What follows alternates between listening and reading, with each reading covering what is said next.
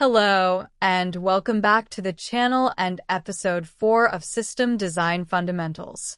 Today we're diving into caching. So, what exactly is caching? Think of it as a strategic shortcut for your application. It's like keeping your most frequently used tools right on your workbench instead of going to the shed every time. Caching stores frequently accessed data in a faster storage layer, which dramatically reduces the load on your databases and backend services. This means your users get much faster response times when they request information they've seen before. As your application scales, caching becomes not just helpful but critical.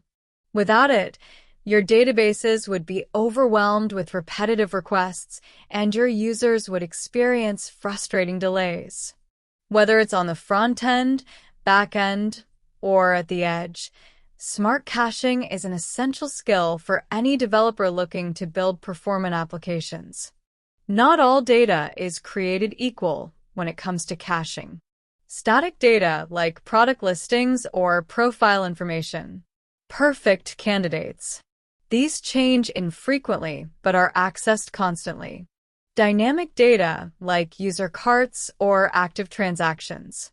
You'll need to be more careful here.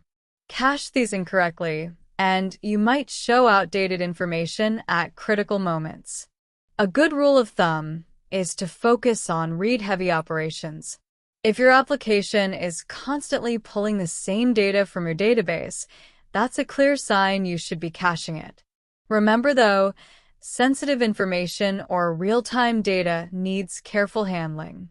For example, in a quiz app, you might cache the leaderboard data that many users will view, but update it at strategic intervals to ensure it remains relevant without hammering your database.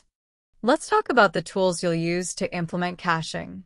Redis is an incredibly versatile in-memory key-value store. It's blazing fast and supports time-to-live settings so your data automatically expires when it should.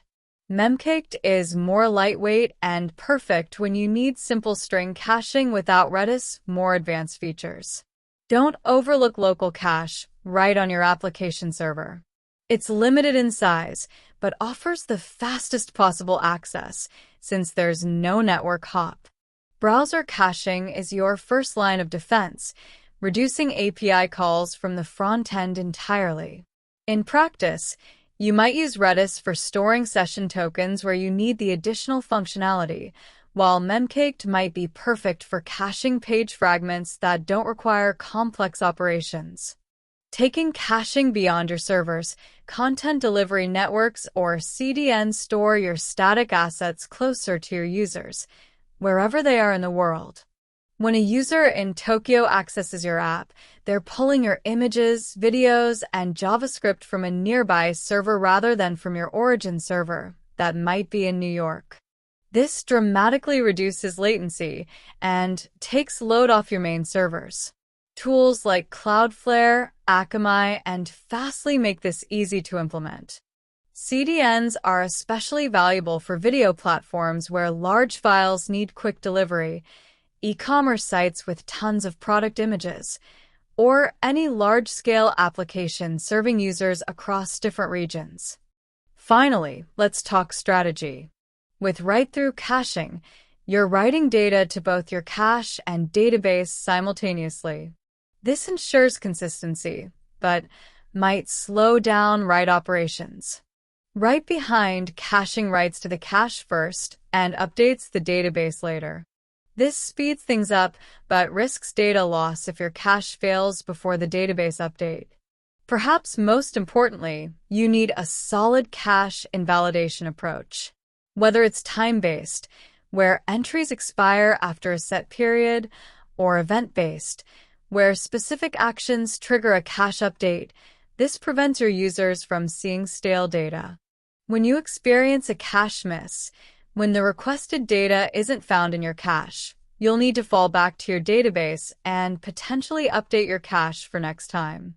The right strategy depends on your specific needs around data consistency and freshness. For critical financial data, you might prioritize consistency, while for a content site, speed might be more important than having the absolute latest information. Thank you for watching this episode.